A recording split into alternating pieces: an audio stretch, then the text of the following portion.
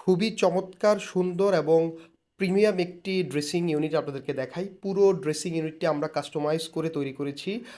যে প্রয়োজনীয় যে জিনিসপত্র বা কসমেটিক্স আইটেমসগুলো রাখার জন্য প্রত্যেকটা ড্রয়ারের পোর্শনগুলো আমরা ওয়েল অর্গানাইজড করেছি। আপনারা অলরেডি দেখতে পাচ্ছেন এবং শুধু তাই নয়, কিছু সিওয়েজ পাইপ হাইড করার জন্য আমরা উপরের স্পেসগুলোতে ক্যাবিনেট করেছি এবং ঠিক পাশে লম্বা একটি ক্যাবিনেট রেখেছি। অনেক সময় ড্রেস চেঞ্জ করে রাখতে হয় টুকিটাকি জিনিসপত্রগুলো, সেই জন্য এই ক্যাবিনেট করা।